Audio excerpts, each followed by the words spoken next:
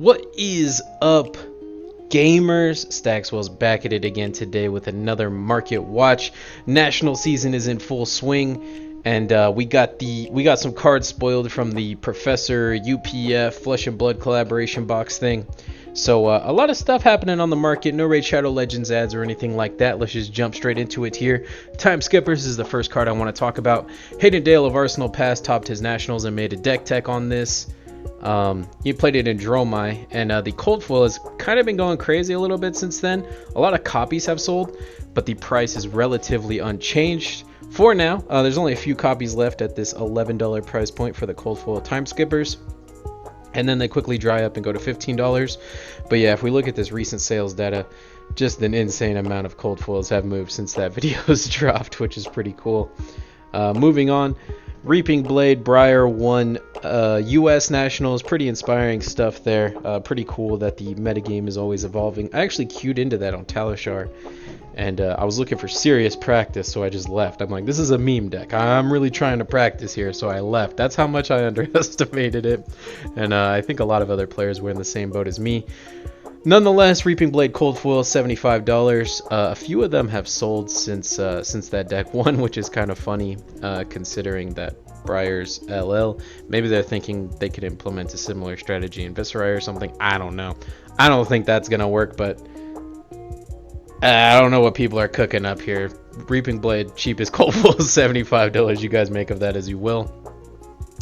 Tales of Adventures, cheaper than it's ever been, which is weird because we just got a bunch of Bard cards spoiled.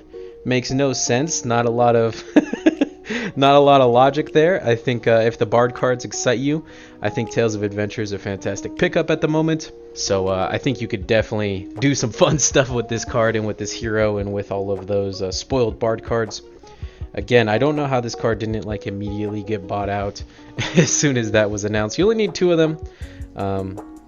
I think it's a good pickup. Again, cheaper than it's ever been. Makes no sense because now we know all the Bard stuff. Yorick himself is also a good pickup, I think. Pretty much the same price as it's always been, $136. But you're going to need it to play with the other card, Tales of Adventure. So they kind of go hand in hand. I kind of have to talk about both at the same time. Pulse Wave Harpoon, cheapest non-foil on the market is $15. Cheapest foil on the market is also $15. I think it was that when we talked about it last week too, how the Rainbow and the non-foil matched up. Yeah, this is just Mechanologist hype. We know that Bright Lights is on the horizon here, so people are just kind of gearing up and getting ready for that. Totally makes sense. We've seen a lot of Crouching Tiger support come up in the new Professor box as well. Some of it actually looks pretty good. Some of it's actually above rate. There's like a 0 for 3 with Go Again that gives your next Crouching Tiger +1, so effectively like a 0 for 4 with Go Again. I don't know if it'll be completely competitively viable, but it'll definitely be like at least a fun thing to play in UPF.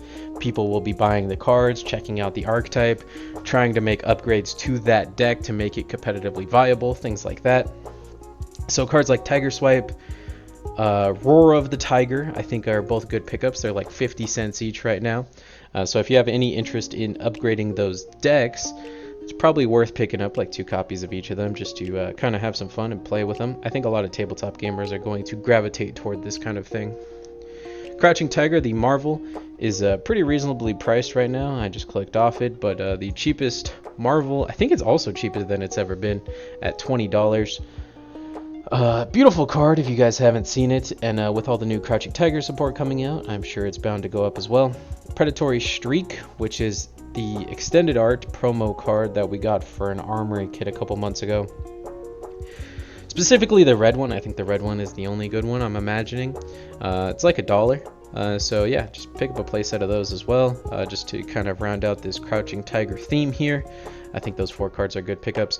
This round on me kind of goes in and out of the meta, and currently it is out of the meta. Ninja's not very good, but you know, with Lexi and Icelander rotating, we don't know what the next best deck's gonna be. Briar's also gonna be gone, so what aggro deck is everyone gonna play?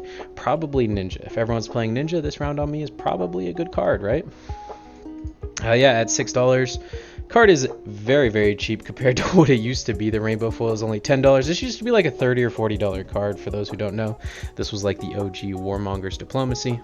Barraging Metamorph, for those who don't remember, just like a month or two ago, this card was like $20 or $30, depending on if you want it foil or not. Now it is down to $5. This is just like the gamble of Everfest Majestics. They have high highs and low lows.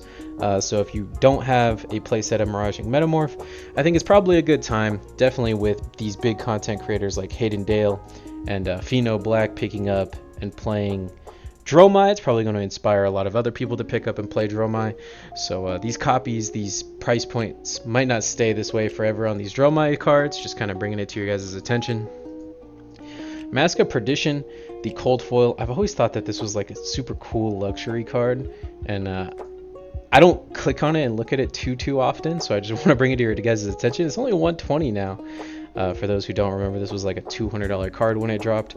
So it's slowly creeping down, slowly becoming more and more affordable to us assassin players. One day I'm definitely going to snatch this up, and I think that day might be today. This is a very enticing price tag here. Phoenix Flame, the Marvel, is only $13 for the cheapest copy. Again, everything is going to be rotating.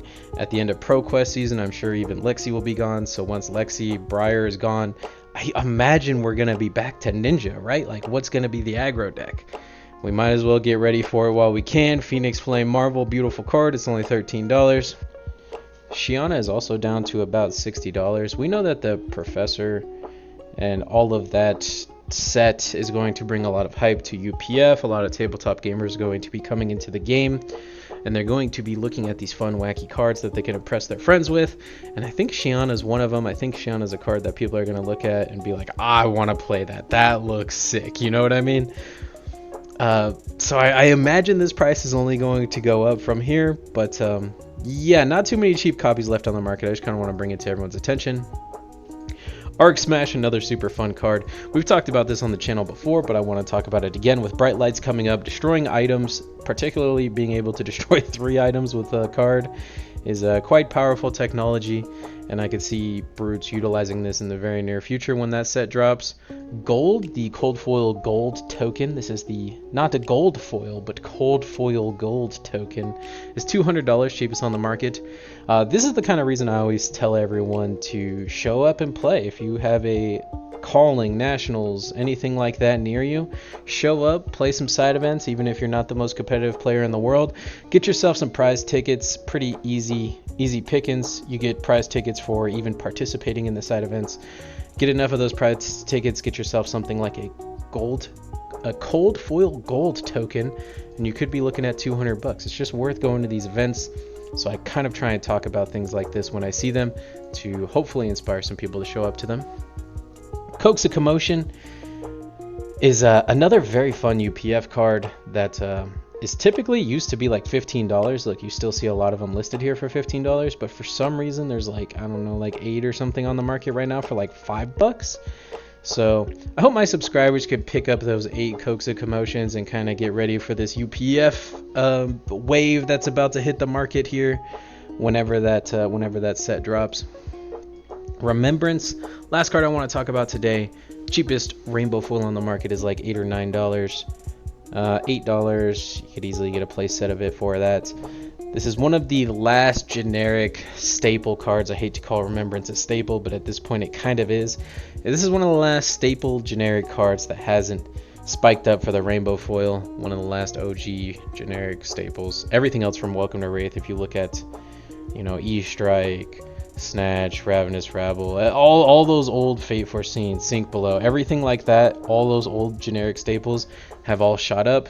Remembrance is surely next on the list. It's a super rare, so it's a little bit more rare than like Snatch or Sink even, yet the price point doesn't quite reflect that. I think it's a bit too cheap. I've been thinking and cooking a lot with these Crouching Tiger deck, and I don't know, it does do above rate things out of nowhere, particularly with the new cards, and everything does block for 3. So I'm wondering if you could play like a bunch of flick flacks and kind of like pitch stack or like stall and build up to your Crouching Tiger combo and just kind of go off, play a bit of like a Ninja Turtle play style where you're block combo, block combo. I don't know, it seems like it could be viable to me. Let me know what you guys think in the comments down below. Could Crouching Tiger have legs? Are the new cards good enough to help it at all? Just let me know what you guys think. That's all I got for you guys today. Thank you so much for watching. Don't forget to like, comment, rate, subscribe, and help the algorithm help me out just a little bit later, gamers.